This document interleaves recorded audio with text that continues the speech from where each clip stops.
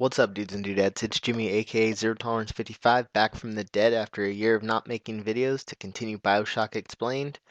It's been a while, so no beating around the bush. I think it's time to jump right in.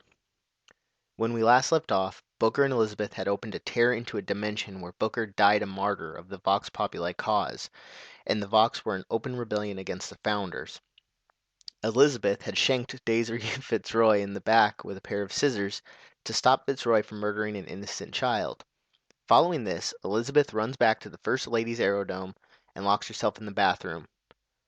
She comes out a short time later, having cut her hair and showing genuine regret for her actions. Before the two of them can set off in the First Lady, Songbird attacks. The two crash land in Emporia, where the Latisse twins appear and inform them that there are particular notes that can be played on a special flute to control Songbird. Booker and Elizabeth head to Comstock House in order to find the flute. The duo arrive at Comstock House to find out that the only way to unlock the door is via handprint. Elizabeth comes to the conclusion that she can use her dead mother's hand to open the door, which confuses Booker until Elizabeth explains that Comstock had her body laid to rest in an airtight tomb, preserving the body. Booker and Elizabeth make it to the cemetery, but when they arrive, Comstock uses a siphon device to drain some of Elizabeth's power and transfer it to the corpse of his wife.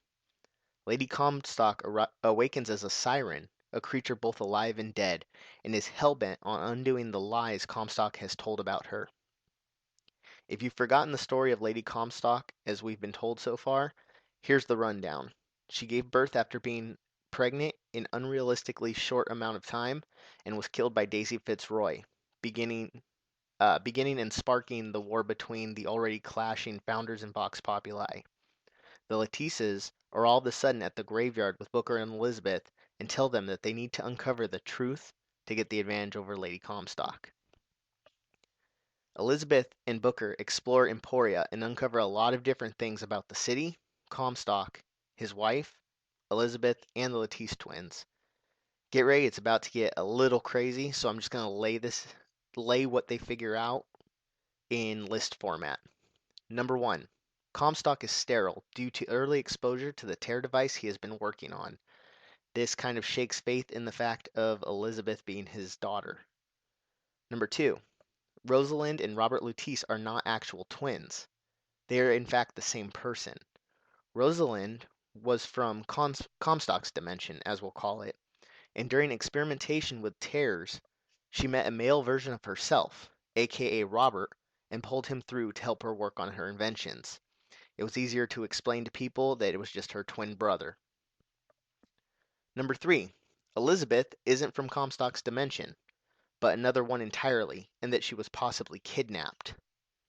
This causes Lady Comstock to suspect that her husband was cheating on her and trying to get her to raise someone else's baby following a fake pregnancy that they had announced to Columbia.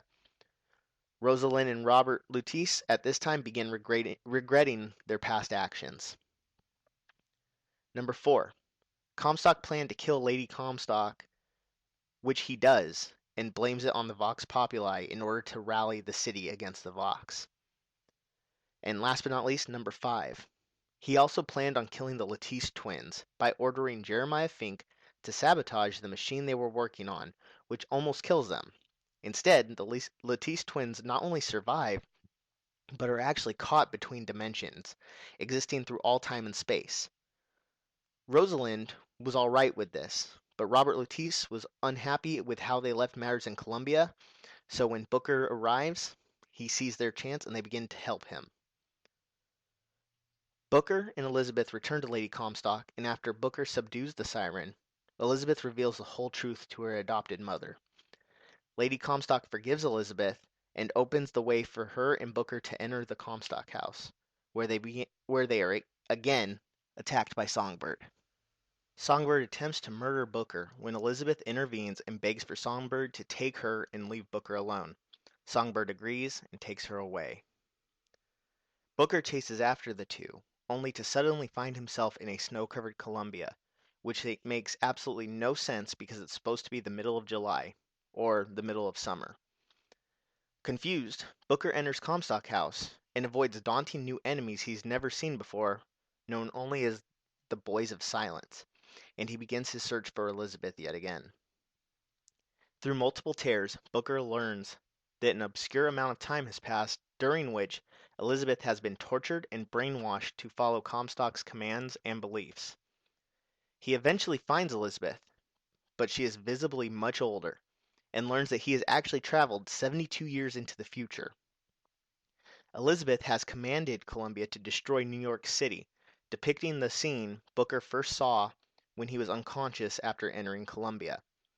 Elizabeth explains to Booker that loss of hope is what caused her to break, and that she regrets all the bad things she has done in her life. So she brought Booker forward in time to save him from Songbird and also give him instructions on how to control the giant warden via a note he was to give to her younger self when he returned back to 1912. She then sends Booker back to rescue her in the past. Now back in 1912, Booker enters an operating room in Comstock House to find Comstock and his doctors beginning to torture Elizabeth. So Booker sets to work to deactivate the siphon device they are using. With the machine deactivated, Elizabeth uses her powers to dispatch to the doctors and reunites with Booker. The two decide that the only way to end everything is to face Comstock face to face. Booker and Elizabeth fight their way onto a gunship, which they use to pursue a fleeing Comstock. They dock with Comstock's Zeppelin, the Hand of the Prophet, and make their way to Comstock's cabin where they finally confront him.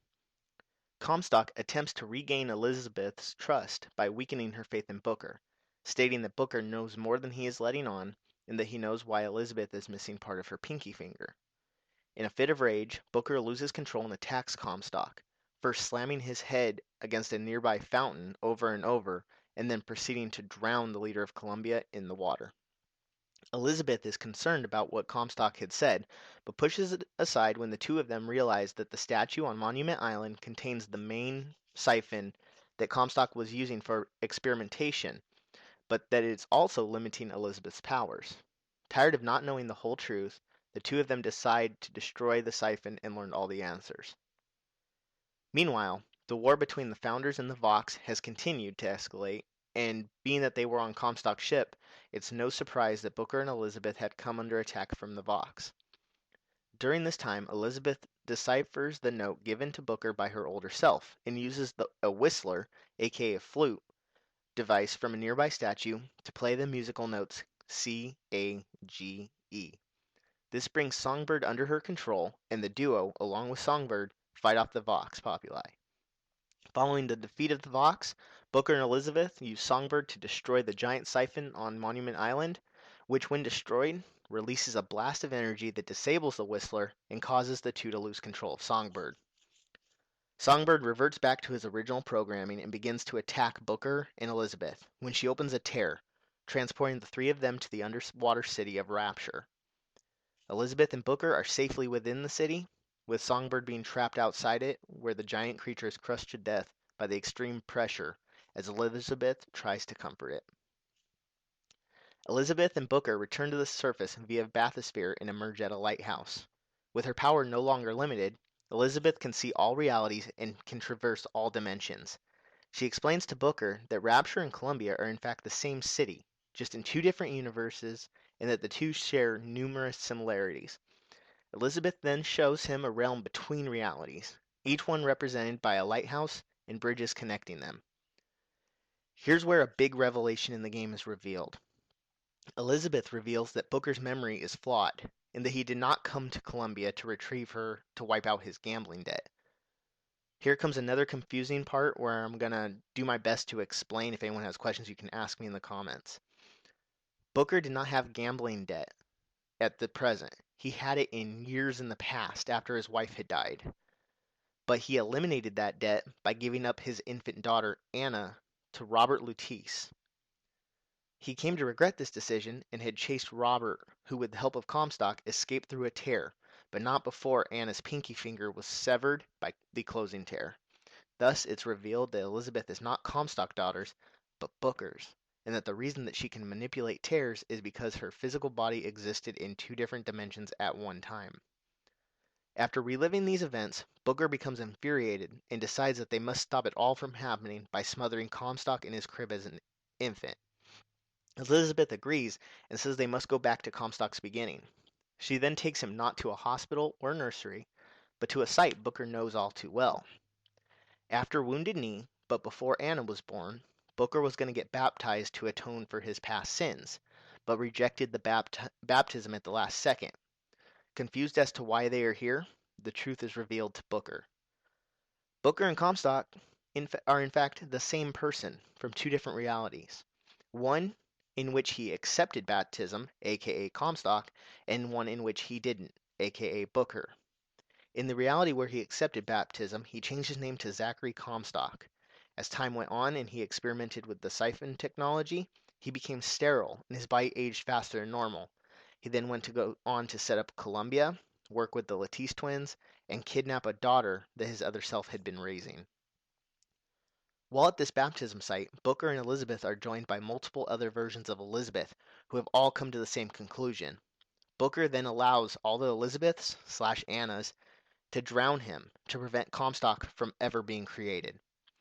After Booker is dead, the remaining Elizabeths begin to fade one by one until there's only one left, the Elizabeth who can now cross between different realms.